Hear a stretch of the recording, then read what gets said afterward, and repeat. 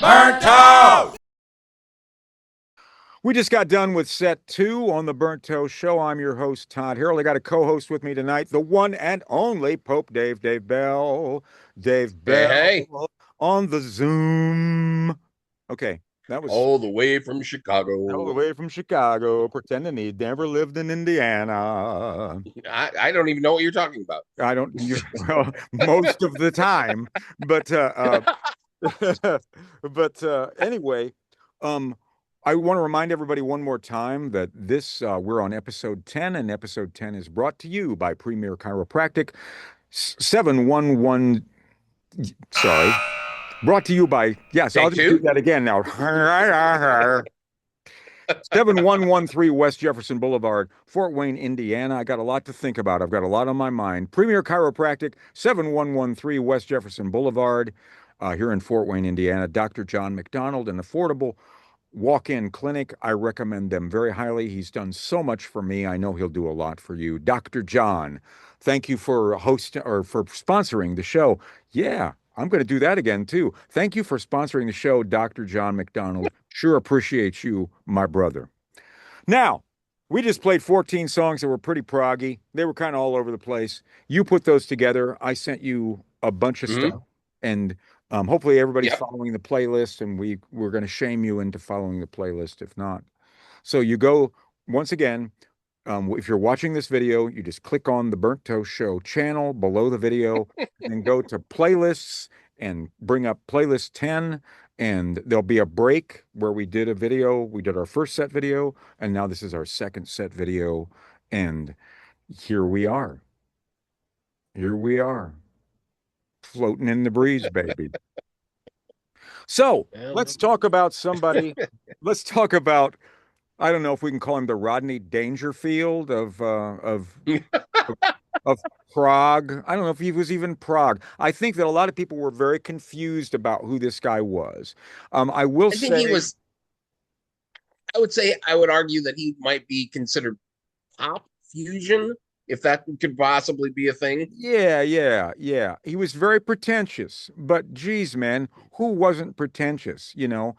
Tales of Yeah. Topographic Oceans wasn't pretentious. You know what I Yeah. mean? But anyway, um, we're talking about Gino Vanelli, and I want to talk about Gino Vanelli because CKLW, which was what, 800 AM back in the day, based out of Detroit. Okay. They made extra money for playing Canadian artists. I did not understand this back when I was listening to the radio, but they started Huh. playing Gino Vanelli. They would start playing Gino Vanelli.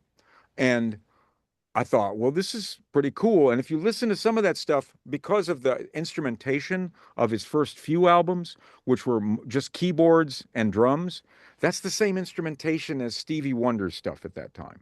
Okay. And it Yep. was a lot more, it was different, but maybe not that much different because it was always synthesizer bass and a Fender Rhodes electric piano and a killer drummer. They always had a killer drummer. If you were a musician in the 70s, you listened to a lot of Gino Vanelli. If you were, man, the drums on those albums were incredible. Um, Mm-hmm.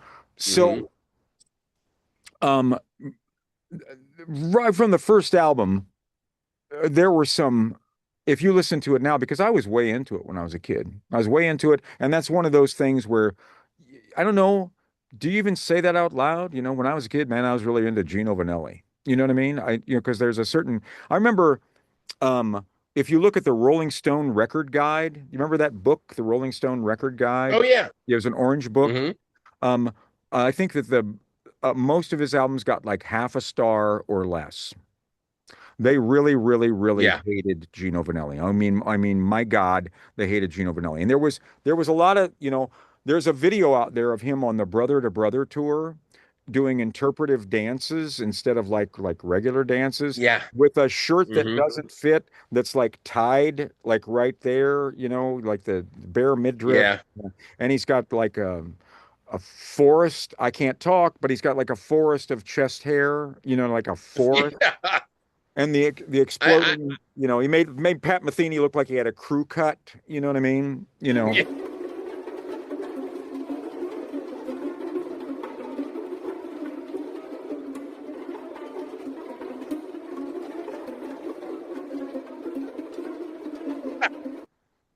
I will say probably the most that video of him reminds me of kind of what now not drawing a comparison musically to him, but how Billy Squire in the 80s was totally torn apart for that Right, video where he was right, dancing around in a pink shirt that right. was tied kind of tied the same way. Yeah. You Yeah. know, I think, not but musically the same, but I the thing mean, was, but yeah, Gino was a killer writer and arranger. I think his brother Joe had a lot to do with that, but just yeah. unbelievable arranger. Always had the best musicians playing with him, just incredible musicians. And on this album, we played the title track from Brother to Brother, which I think is the high point of his career. I think that Hmm. in particular, the albums before that, which I had all of them, there were always three or four tracks that I just thought were incredible. I just thought they were great.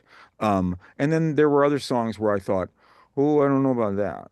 But And this, then as his career went on, it kind of became more about the ooh, I don't know about that.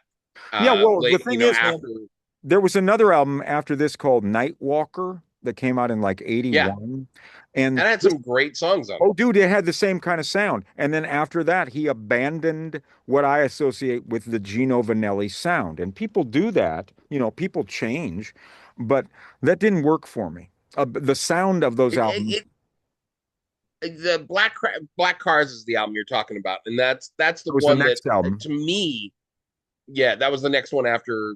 Wasn't that the next Night one Walker. after Night Nightwalker? Walker. Yeah, yeah, yeah.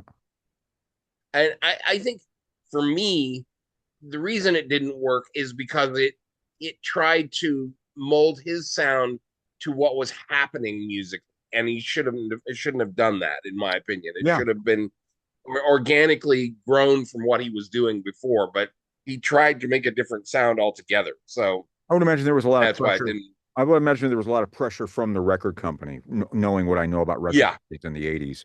But on this yeah, album, this came out in September of 1978. It was a huge success. It was his sixth LP, Brother to Brother. Gino Vanelli on the vocals, Joe Vanelli on the keyboards, Carlos Rios, who for years has been Stevie Nicks' musical director, but at this time he was just a blazing fusion guitarist on guitar. Jimmy Haslip on the bass, who played with the Yellow Jackets for years, is currently touring with Chad Wackerman, the drummer from Alan Holdsworth and Zappa. He also played with Tommy Bolin. And he played with a lot of folks, Robin Ford. Mark Craney on the drums, a great left-handed drummer. Played with Jethro Tull, played with uh, uh, Jean-Luc Ponty, played with lots of, well, once again, he played with Tommy Bolin. Great drummer. Manolo Badrena on the percussion, who was at that time the percussionist with Weather Report. And then three background singers, Stephanie Spruill, Julia Tillman Waters, and Maxine Waters Willard on the background vocals. Gino Vanelli with Brother to Brother. Really cool track, man. Really, really cool track. yeah, And yeah, everybody gets to solo. The whole band solos on that song. That's pretty awesome. yeah, Before we heard some Michelle Indegiucello with an album. I did a video last week for my birthday. Um, of my favorite things. And that was one of my favorite things, that album, this album, Peace Beyond Passion, her second album from 1996. Now, that album to me is an album about a very cynical spiritual quest. Would you agree with that? yeah. I would agree with that. Define for me what you're saying about There, cynical. there are a I want to lot hear what you're of saying about that. there are a lot of questions that she has regarding the Bible in the first few songs. The Okay. way and Leviticus and the things that the Bible says that she wants to believe. She wants to be a believer. That's what I get from it. Is she wants to be a believer, but the the way the Bible has been interpreted, she doesn't belong. You know, Yeah. as a lesbian, Fair. Fair. as a Yeah. black person, as a lesbian, um, you know, and the way it's been interpreted to exploit and keep her down. I think that's what I Yeah. think.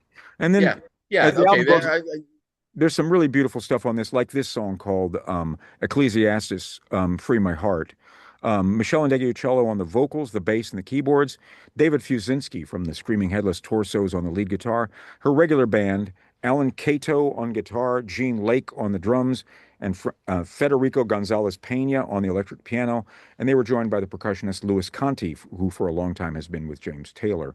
But back then he was a great session player.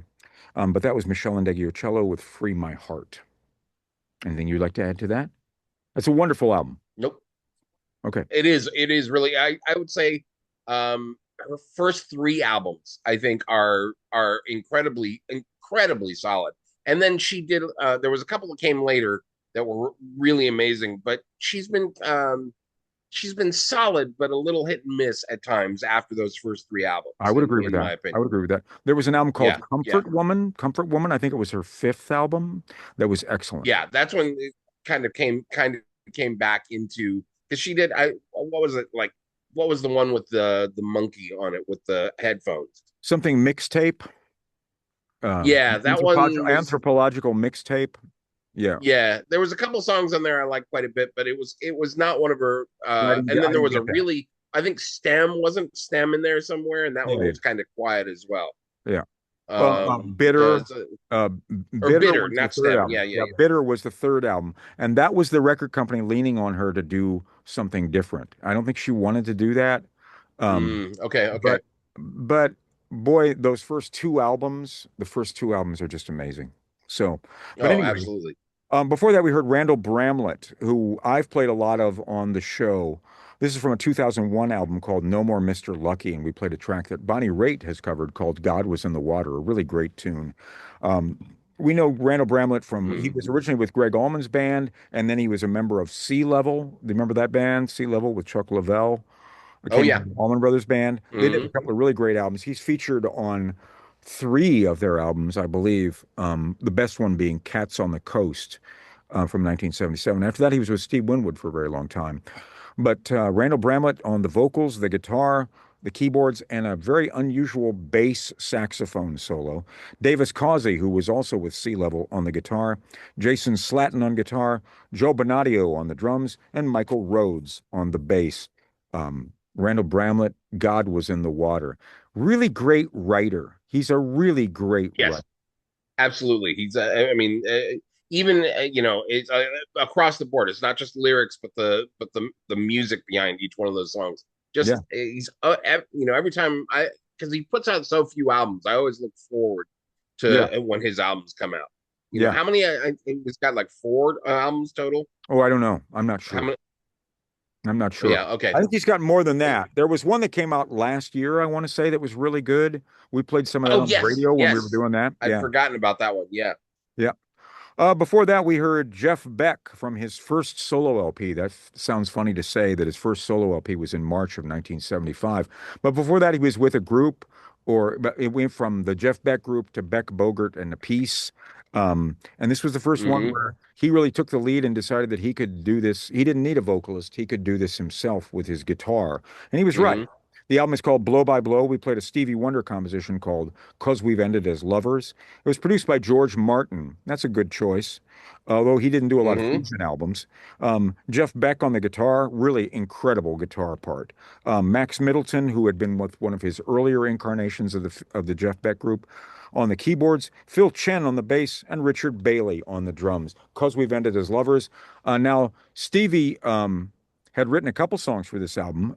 Stevie wrote Superstition for Jeff Beck and then recorded it before Jeff Beck's album came out and sort of stole his thunder. Yeah. But there you go, Jeff Beck. Jeff Beck plays on Music of My Mind in 1972 with Stevie Wonder as well. Some really cool stuff.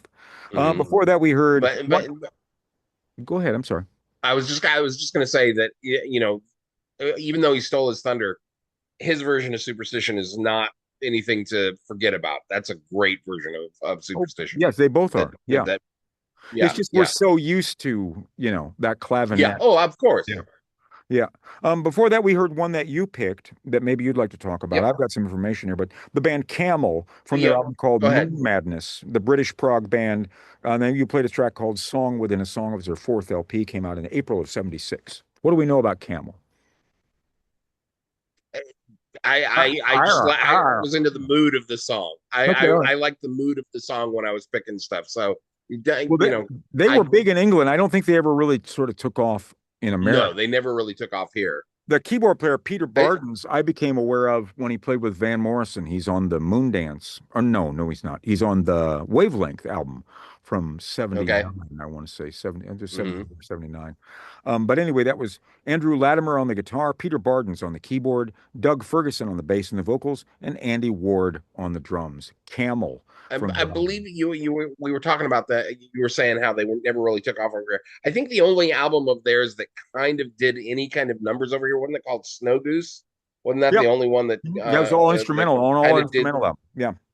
Yeah, yeah. It kind of did it did a little bit over here, but it was never. And that was their biggest thing they ever had over here, I think.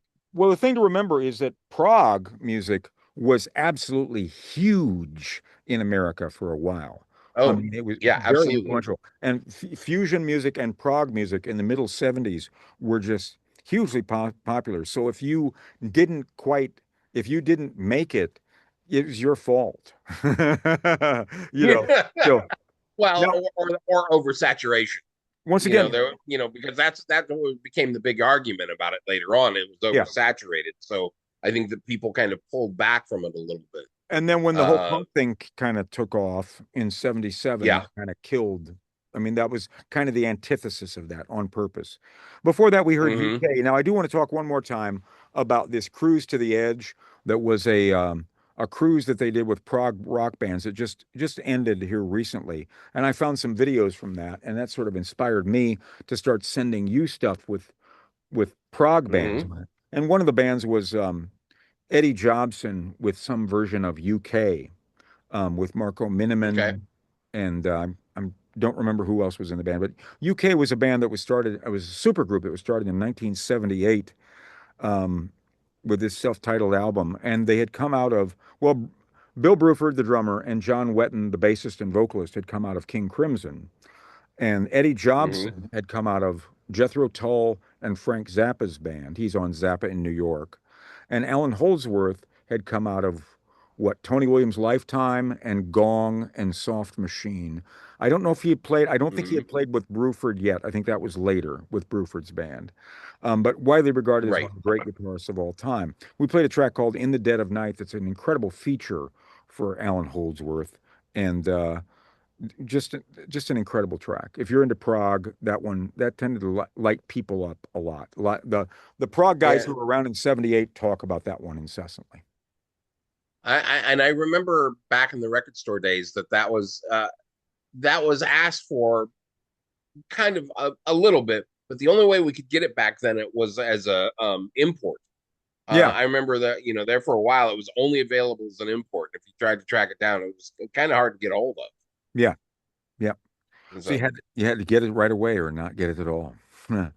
Before that, that's right. That's we right. heard a really underrated prog band that's still together as a ghost band, I guess you could call it, in the same way that Yeah, because there's there's no nobody. original members in the Well, band, there's right? no members of the Count Basie Orchestra, but they still tour.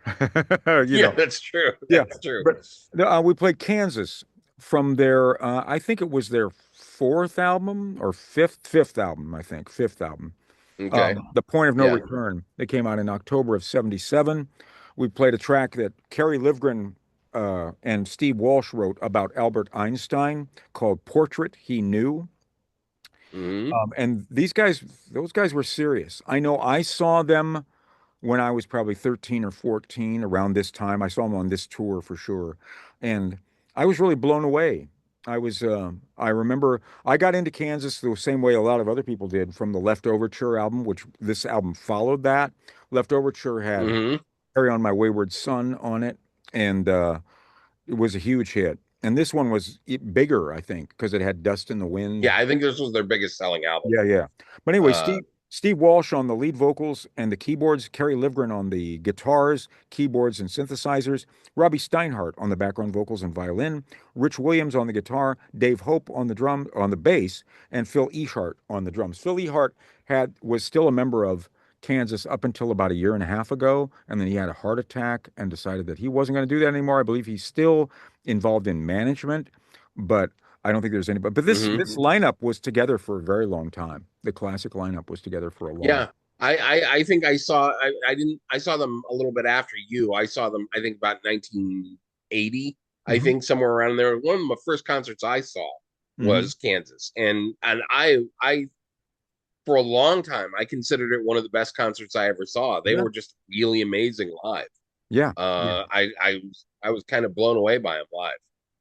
And they were a great prog band, and I don't think they get their due for whatever reason. Well, And, you know, I think later on they became a little weaker sounding, and I think because of that, it but weakens the perception of them. But I talked about that last week, that there's a golden era for everybody. Everybody that was around in the 60s and 70s, there's a golden era. And then they're kind of Hmm. done. And dude, I'm not just talking about Kansas. I'm talking about like George Harrison. You know what I mean? There's a Yeah, golden era and then there's not. Stevie Wonder, there's a golden era and then there's not. Marvin Gaye, you know what I mean? You yeah, know, yeah. even, you know, Although Marvin didn't really have much of a chance to tell us anything beyond the golden era. He yeah, had that should have gone to one or two rehab instead of albums going that to dad's. You should have gone to yeah. rehab instead of going to dad. That's some messed up stuff. I'm not going to get into that. Oh man, But you could anyway, do a whole yeah, hour on that alone. Kansas Portrait He Knew from Point of No Return. Before that, we heard Yes from the Yes album from February of 1971. Is that their third album, I want to say? Yeah, I Something think it like that. was Yes, and then I forget what it was. Time and a Yeah, I'm Word. pretty sure it was Time and a Word, and then this. Yes, so it was Yeah. their third album. Yep. Yours is No Disgrace, the name of the song. John Anderson on the vocals and percussion. Chris Squire on the bass and the background vocals. Steve Howe on the guitar and the background vocals. Tony Kaye on the Hammond B3 organ and the Moog synthesizer. And Bill Bruford on the drums. And I guess Tony Kaye, from what I understand, got tossed because he didn't want to do anything but play organ. And so they went and got Rick Wakeman, who, had 17 keyboards and eight Yeah, lungs while he was playing. Yeah. So, and Bill Bruford, I mean, Bill was going to do two more albums with him and then leave to join King Crimson. So, but yeah. anyway, this was Yours Is No Disgrace from the Yes album. And they were a great, great prog band in that they wrote great hooks. They wrote great melodies. The music was very involved. Um, and they had a very unique singer. They were very, very tight. Hmm. They could all really, really play. And I don't know if they get their due. I think that they did some things once again later, like when I went to see Yes in the 90s, like Chris Yeah, Squire was probably 40 pounds overweight and was still wearing tights and a cape. And it's just like, yeah. That was rough. man, even his best friends won't tell him. And then I saw him again in and Chris Squire and John Anderson got into a fight like on stage, like yelling at each other during an instrumental passage. And that was Oof. super weird. They did not get along. They weren't to Yeah. the point of like Pink Floyd, but they didn't always get along. And they went through a lot of changes. Right. Before, yes, there was just something that I found called the Galactic Cowboy Orchestra. I don't know It's a very really much. good track though. Yeah, it is called Odd Men Out, and it's from an album called, oh no, I thought I wrote it down, and I didn't. But anyway, they're an That's from art rock. 2009. I've Yeah, got that written down about it. yep. Art rock jazz fusion band formed in 2009. And I guess they started. Oh, the album is called Looking for a Little Strange. Yes, that's it. Yeah. I saw the title earlier. Yep. John Wright, the bass player, started this band and added his wife Lisi Wright on the violin and Dan Neal on the guitar. And at that time, it was Mark O'Day on the drums. They're a very unique sounding band, the Galactic Cowboy Hmm. Orchestra, Odd Men Out. I thought that was pretty cool. Occasionally, you find something you just go, yeah, let's include this. I don't know anything about these Yeah, guys. and I found I was looking up a little information for him online because it's the first I've heard of him too. And they part of the why they're the Galactic Cowboy is because they wanted to do prog and they wanted to put elements of country in there a little bit too. And so Okay. they threw that in there but they had this massive mix of sound and that was just part of it. So it's like it really makes it an eclectic, unusual mix. I like that. Yeah, yeah. Yeah. Cool. So the Eclectic Cowboy Orchestra, and that's in our playlist that we've explained to you how to access. I can only do so So much go for you. look at I it. I can't go to your house and show you how to make it work. Anyway, We could, but you this is probably have reality. us arrested. This is reality. When the world is running down, you make the best of what's still around. This is our reality. Before that, we heard a great band called Automatic Man from their debut album from 1976. They were formed in 1976 when Michael Shreve left Santana, the drummer Michael Shreve left Santana, and decided he was going to do something else. And so he did an album with Stomo. He did two albums with Stomo Yamashita's Go, a supergroup with Steve Winwood and Klaus Hmm. Schultz. Klaus Schultz. Um, Klaus Schultz. Klaus Schultz. But anyway, he formed Automatic Man. This was a really great album. The first album was really great. He formed this with Todd Cochran, the keyboard player who'd done a couple of really cool fusion albums and played with Bobby Hutcherson and Julian Priester, Woody Shaw. He called himself, at this time, he called himself Bayete.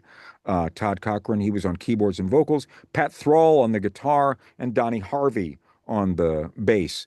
So really cool little um, a quartet. And I felt that it was a prog thing, but it also had elements of like Hendrix and Funkadelic at the same time, having two black Yes, yes. members. And I really like that aspect of Uh, it. and it's like one of the few bands that you could argue would be what would be considered funk prog. Yeah. There's definitely elements of funk to it. And this is, this album didn't do squat when it came out, but it's No, I become didn't. kind of a cult classic, you Yeah. know. It's a legendary album now, and it's really good. It's Yeah. really, really good. Hmm. Before that, we heard King Crimson from their eighth LP, their first since 1975. Now, this band was not supposed to be called King Crimson. It was supposed to be called Discipline. And Right. because Fripp had disbanded King Crimson in 1975. He had done a solo album. He had produced a Daryl Hall album. He had played with Peter Gabriel. Did some albums with Brian Eno. Um, and then he Yep. decided to put a band back together. Uh, and I think that I don't know whether the record company decided that they should be called King Crimson or if they just decided to be, it would be a good idea. But I thought I heard I when I saw the Beat, the yeah, band that was like this band that went yeah, out and toured as Crimson. I thought I saw in an interview, Blue was the one that kind of pushed him to call it King Crimson again. He's like, why not call it Crimson? You're going to bring people in yeah. for, calling Crimson. And I think he kind of talked Fripp into it, begrudgingly talked Fripp into it, I think. I may be remembering that incorrectly, but I So thought you that were was around in the story 81. behind it. You were around in Yeah, 81. Now, I think so. I, I remember this band being just, this is the new stuff because they had taken like Yeah. the Police and Gamelan music and they had completely changed what basically, let's say, the My Life in the Bush of Ghosts and Remain in Light. Those were Hmm. influences, I think. And they had changed what people thought of as prog rock. Um, Hmm. and and I remember, every magazine was talking about this version of King Crimson. And Yep. this we played a track called Frame by Frame. Robert Fripp Hmm. on the guitar, Adrian Belew on guitar and vocals, Tony Levin on the bass and the stick. I don't remember whether he plays bass or stick, Chapman stick on this, and Bill Yeah, Bruford I on think he guitar. plays the Chapman stick on this track. Okay, all right, cool. He's great at it. Um, the thing that I think that they did three albums, um, in Discipline. Is that right? No, Discipline, Beat, and Three of a Yeah, Perfect Pair. and three of And a perfect bird. Yeah. yeah, and then they disbanded. But I think that during that time, the thing that a lot of people miss um, is Adrian Belew's lyric writing on this. Hmm. Um, Adrian Belew's lyric writing makes these songs so much more complete. And the thing is, there's no lyric writing like that on Adrian Belew albums that I've heard. You know what I mean? This is completely unique to Crimson. Yeah, there's a few things that I mean, his lyrics are always good. There may not be as crimsony as these are, but Yeah. I always find his lyrics to be very interesting. Now, the one thing I will say about Baloo in this, that if you listen to his voice, it almost becomes like another percussive instrument. Yeah. It's like how he goes through the smooth sections, but then he does that da da da da da da da. It's like Yeah. very very percussive with his voice in it, which I think is fascinating. Well, it's useful here because I think that these songs were. I mean, you can say that James Brown did this kind of thing too, but the idea of the African Mhm. or even Steve Reich, the African Yeah. um, rhythms working against each other. You know, you set up a pattern, and then somebody else plays another pattern, and then somebody plays a pattern Hmm. against that, and so it's all just a series of patterns, and that's what a lot of these Right. definitely here. Um, and I Hmm. think that Steve Reich did that with a lot of his composing, and I think James Brown, because James Brown's songs weren't about chords, they were about interlocking rhythms. And so you could say that the vocal was part of Hmm. the rhythm as well. I like that. Everything Yeah. breaks down to the rhythm, right? Everything is Yep. a, yeah. Before Crimson, we Absolutely. heard David Sancious from his album called Transformation, The Speed of Love. David Sancious and Tone, Tone being the name of his band, although it was a very small band at this time. It was recorded in October and November of 1975 at Caribou Ranch, a very famous recording studio in Nederland, Colorado, that was isolated Yep. up in the hills. It was owned by James William Guercio, the Svengali behind Chicago. And he had used money that he got from their publishing that they didn't receive to buy a recording studio. And but he let him record there, you know. So there's that. Well, that was big of him. Yeah, it was. It was. Yeah. Hey, could you play Saturday on the Park on the radio again, please? Yeah. Cha-ching. Yeah, but Money, please. that's why they're 80 and they're still touring. But anyway, David Yeah. Sanchez recorded this album there. We played a song called Sky Church Hymn Number 9. David Sancious was discovered by Bruce Springsteen. He was a keyboard player on the first two Bruce Springsteen albums, Greetings from Asbury Park and The Wild, the Innocent, and the E Street Shuffle. He also played keyboards on the song Born to Run, but only on that song from that album. And then he Right. joined Stanley Clark's band as a guitarist and keyboardist. And he plays both Hmm. guitar and keyboards. And boy, there's some killer guitar on here. Later, he was the keyboard player with Eric Clapton and Sting and Seal and Peter Gabriel. A lot of you're staying in a good hotel with those gigs. Yeah. But Well, and speaking of the guitar, this whole song was dedicated to Jimi Hendrix. So it's right, like yeah, the guitar playing was trying to emulate that to a yeah. certain degree. But you see him mostly as a keyboard player, but just a killer guitar player. But that's David Oh Sanchez yeah. on guitar and keyboards, Gerald Carboy on the bass, and Ernest Boom Carter on the drums. With a name like Ernest Boom Carter, you should play drums. Yes. But before that, Or make bombs. yeah. Before that, we heard another great drummer, Mike Clark, with Herbie Hancock and Oh, Headhunters from the album Thrust from September of 1974. It was the second Headhunters album, the first one being called Headhunters, and Herbie's 14th LP overall. We heard a track called Actual Proof. We'll get to everything here in a second, but Herbie Hancock on the keyboards, Benny Maupin on the saxophone. Um, Maybe he plays flute on this. I think he plays flute on this song. Paul Jackson on the bass, Mike Clark, who had just joined the band on the drums, and Bill Summers on percussion. Now, here's a story that Mike told me. And when I interview him, which I've been trying to do for a while now, we're going to get him. We're going to get him. He hmm. agreed to it, but it's one thing to agree to it, and then it's another thing to actually do the damn thing. I'm not Hmm. complaining. I've got like four or five people who are like, "Yes, I'll get to you." And I don't, who am I? I am, to quote Kansas, I am dust in the wind, baby, and I understand this. So I'm just happy that these people are considering this. But at the same time, I need content here, But anyway, I've talked to Mike Yeah. before about this, and Mike didn't get along at all with the producer, David Rubinson, who had done Headhunters. He also did some Pointer Sisters albums, and he did a couple of Santana albums. I believe he was involved in management with some of those people. But um, Rubinson was real strict with Mike, wanting him to play very basic rhythms. And if you know Mike, Mike does not want to play basic rhythms. Mike wants to play Mike No. Clark. And so he uh he told Mike, you got one take to do it your way. And if it doesn't work, you're doing it my way. But you got one take. So Mike said, okay, cool. So he had just been turned on by Herbie to Nichiren Buddhism, chanting Nam Myoho Renge Kyo. Okay.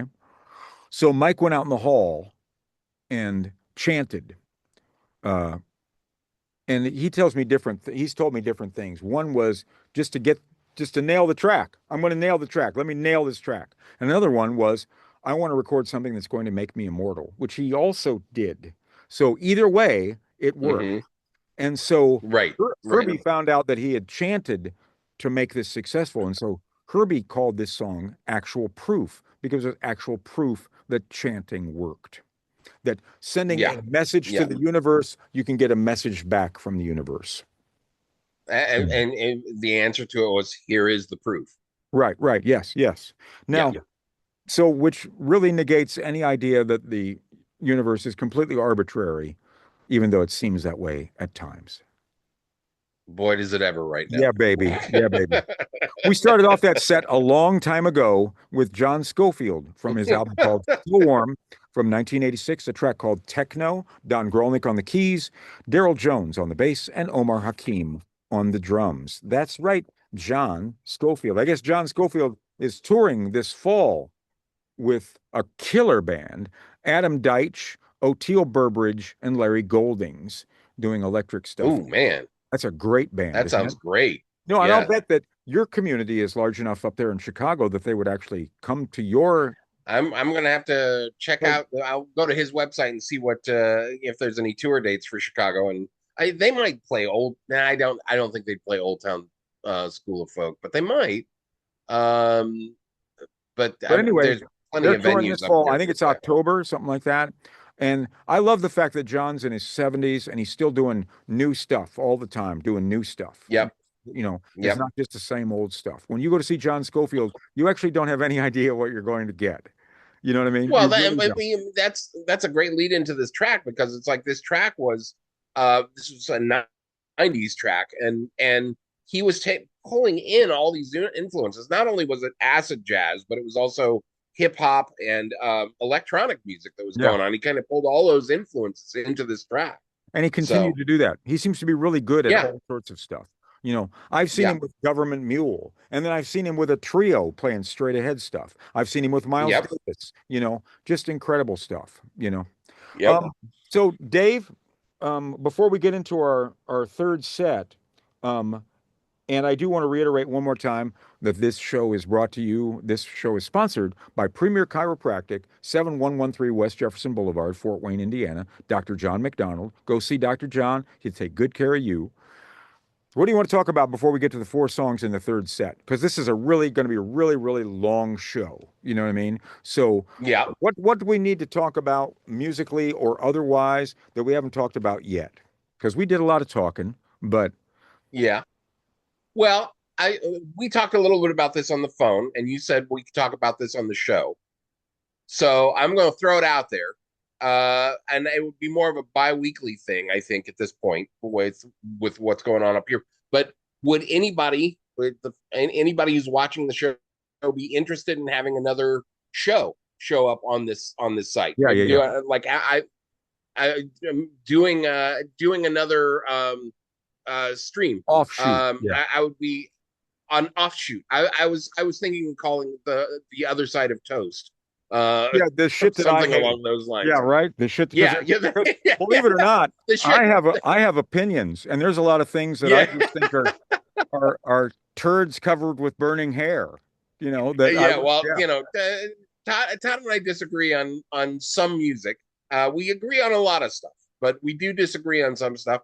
And I've always tried to get certain things on the air, and he shoots me down. So I'm like, I, well, all right, I then. don't And not now that not we've got always, this format, not always. I mean, no, not always. That's I true. Not remember not always. I But remember we had very short conversations about Lou Reed.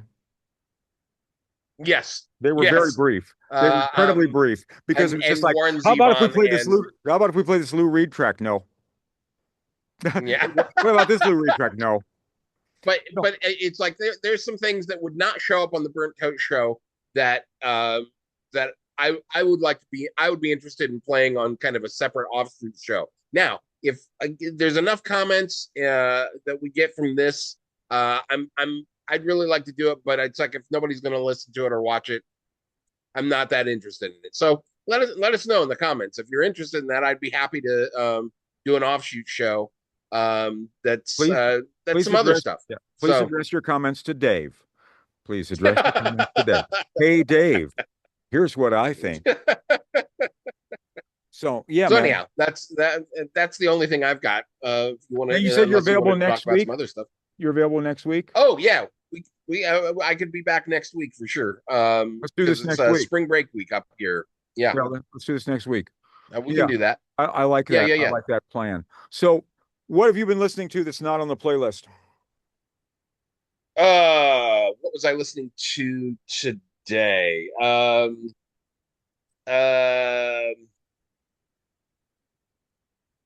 shoot, I can't. You asked me that, and I'm completely caught in a blank there. Oh, I was listening to a 1975 recording, live recording that came out on Rhino from Fleetwood Mac. It was like just as the band had formed with the new band had formed that was become the biggest selling version of Fleetwood Mac, and And they you were know, still man, doing some of the old songs. man, Hmm? when I grew up, I didn't like that band. I wasn't into them. I didn't Yeah, know I about know Peter you were. Green. I didn't know about Peter Green at all, but I didn't like them. Yeah, And now I'm starting to recognize that that's some really, really incredible music. It's especially yeah, yeah, the two albums, Fleetwood Mac and Rumors, are some really, really yep, incredible music. And yep. regardless And of, I would argue that there's some there while they could have done it as a single album, I think there's some really good stuff on Tusk as well. But I think they could have made it a single album and made it a much tighter, much better album. okay, all right, all right. Um, I've been watching videos of Pat Metheny. He's got a new group out called Side Eye 3. And for whatever reason, he's mhm. doing the greatest hits, man. He's doing the greatest hits. He's doing First Circle. He's doing Are You Going With Me? He's doing Phase Dance. He's doing all the old Yep. group songs from the 70s and Well, 80s. I listened to that album, the Third Eye, or The what's new it one, called again? the new one, the Yeah, Side Eye 3. uh, Yeah.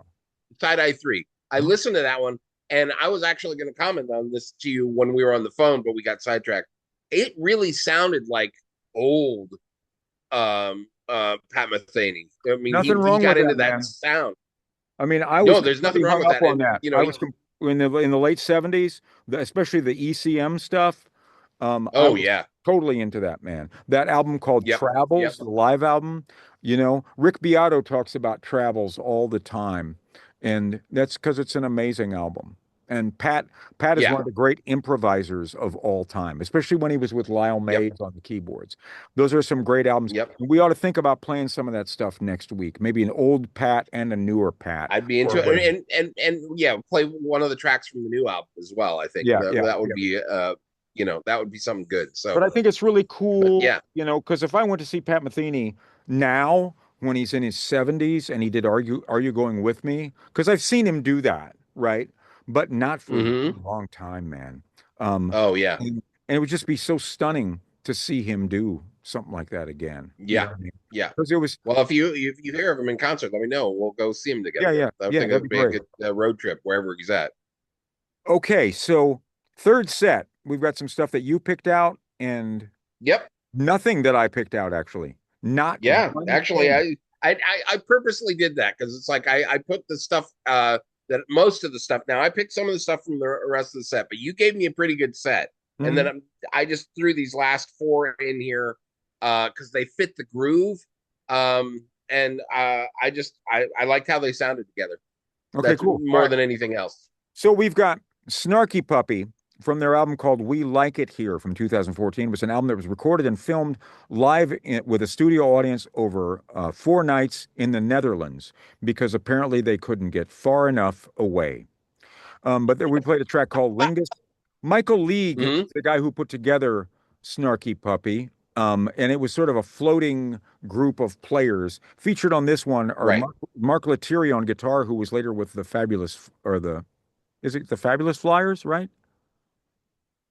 I think so. I may be remembering that wrong myself, but I think that's what it was. Yeah. Well, you know what I mean, the offshoot of Wolfpack. Is it the Yeah. Fantastic or the Fabulous Flyers? I should have written that down. But Larnell Lewis on the drums and Corey Henry on the synthesizer solo that has made him immortal. He must have chanted beforehand. After that, we're going to hear Weather Report from their sixth album. We'll hear the title track from Black Market that came out in March of 1976, which means it's now 50 years old. Interesting story here. Joseph Zawinul, who wrote the song on the keyboards, the synthesizers, and the um, fireworks effects at the end, Wayne Shorter on the saxophone, Alfonso Johnson on the bass, Don Elias, who was never a full-time member of the band, on the percussion, and then Chester Thompson plays at the beginning of the song, and then Narita Michael Walden plays on the second half of the song. And if you Hmm. listen close, you can tell where one ends and Yeah. where it begins. And I don't know how they did that. Whether it was two versions that they spliced together, but that's what they did. So one drummer at the beginning and one drummer at Interesting. the end. Yeah. And Very cool. after that we're going to hear Thundercat from his third LP called Drunk from 2017. We'll play a track called Them Changes, which is not a very original title, but there you go. Um, No. Thundercat on And the and vocals. I was just gonna say, I think that album Drunk is gonna go down as like one of the classic albums because it's like, at first I thought it was a really good album, but that's really stood that album in particular, not Yeah, all of his albums, but that album in particular has really stood the test of time. So yeah, yeah, anyhow, just my absolutely. 2 cents worth on that Right album.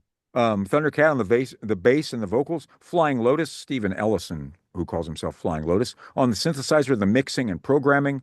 Dennis Ham, who is Thundercat's touring keyboard player on the piano. Kamasi Washington, who we play a lot of on the saxophone. And that's Hmm. there. And the song is credited to all of the Isley Brothers because they use a sample from the song Footsteps in the Dark um, for the drum part. And so he credited all the Hmm. Isley Brothers. And so they got or the living ones got money from Thundercat recordings. That's pretty cool. Yeah, it would have been interesting if the dead ones got money. Yeah, there's ways to do everything anymore. That's Um, right. yeah, and we're going to close out with a party favorite, the Average White Band from their self-titled LP. It says on Wikipedia that this is their second LP. That is absolutely not true. I know this is at least their third LP because I have those. That Yeah. it was their second one for Atlantic Records. Is that right? I don't know. Maybe I'm wrong. But anyway, it was their self-titled LP, the white cover called Average White Band. This is a track called Pick Up the Pieces that went to number one in the USA. It was produced by the great soul producer Arif Mardin, who worked for Atlantic Records. He did a lot of really great stuff Hmm. and came out in July of 1974. And it's been used in every film and TV show since 1974. Yes, Like there's a rule. that's true. Hamish Yeah, Stewart it's I think in every Martin Scorsese movie, practically there for a while. could Or if be. he was doing something in the '70s, that showed up. Yeah. Yeah, and then you have to have Van Morrison and some version of Eric Clapton as well. Anyway, Yes. uh, Yes. Hamish Stewart on the guitar, Ani McIntyre also on guitar, Alan Gorey on the bass, Robbie McIntosh, who that was his final album with the band, on the drums, and Roger Ball and Malcolm Duncan on the that part. Those saxophones. Yes. Yeah. But anyway, one of the most identifiable instrumentals, the idea that you think about the fact that Frankenstein was a number one hit in 73 and Pick Up the Pieces was a number one hit in 74. Instrumental music still could be number one on the charts. Yeah. And just And 51 or 52 or 53 short years ago. yes, and now think about Like that. half a Not a century chance. ago. Yeah. Now Yeah. we have a 15-second Yeah. attention span. You know, there'd be like, yeah, what is it? Like, Yeah. click. That's it. You Yeah. know, that's what we Exactly. get That's to. it. Next. Yep. Yep. But anyway, I want to thank you very much for doing this, and I guess we'll hang out Oh, again of next course. week. So, Yeah. anything you would Sounds like to good. add? I look Anything you forward would to it. like to? I've been polite, right? No, you're a bastard.